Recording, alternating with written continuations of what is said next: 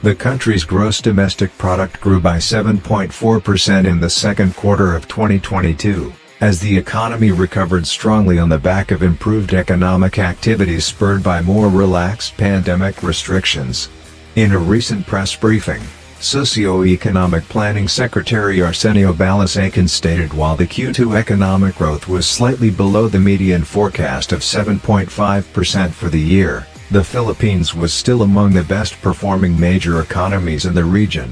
GDP growth rate for Q1 period has been revised to 8.2%. Growth rate for the first half of the year was 7.8%.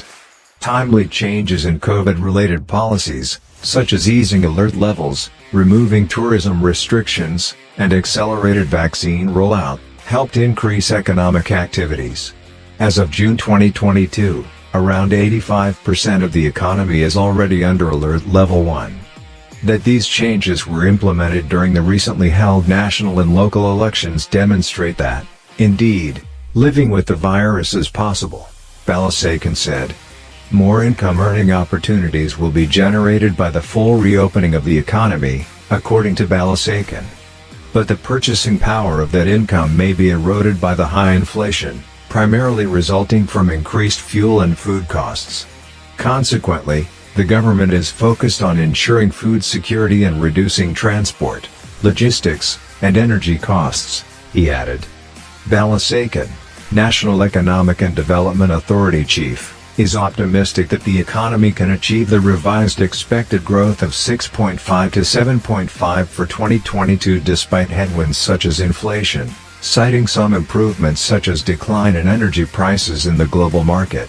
Nearly 70% of our economy is really consumption, and services account for 60% of the economy, so you are likely to have growth and the rest of the economy for the remainder of the year largely coming from the domestic front, he added. Balisacan stated the economy needs to grow 5.3% in the second half of the year to reach the 6.5% growth, and still very highly achievable. On the other hand, GDP needs to accelerate 7.2% in the second half of the year to achieve the upper end of this year's growth target, he added.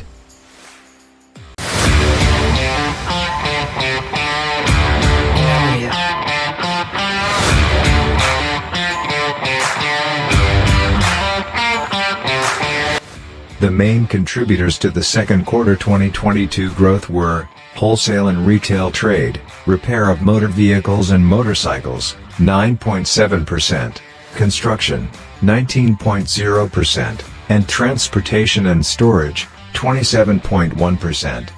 Major economic sectors, namely, agriculture, forestry, and fishing, industry and services all posted positive growths in the second quarter of 2022 with 0.2%, 6.3%, and 9.1%, respectively. On the demand side, household final consumption expenditure or HFCE grew by 8.6% in the second quarter of 2022.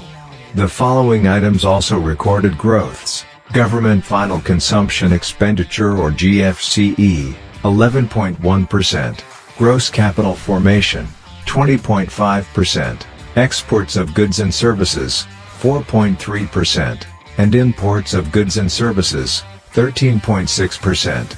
Net primary income or NPI from the rest of the world grew by 64.8%, bringing the gross national income or GNI to grow by 9.3% in the second quarter of 2022.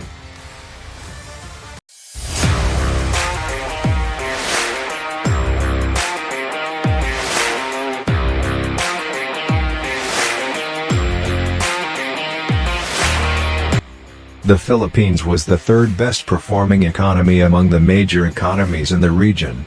The country was next to Vietnam and Malaysia, which reported growth of 7.7% and 8.9% respectively. Thailand, 2.5%. Singapore, 4.4%. Indonesia, 5.44%. Philippines, 7.4%. Vietnam, 7.7%. Malaysia, 8.9%. How will the Philippine economy perform in the third quarter and through the rest of the year? Let us know in the comments section, and please do watch out for our next video only here on Tiger, Philippines.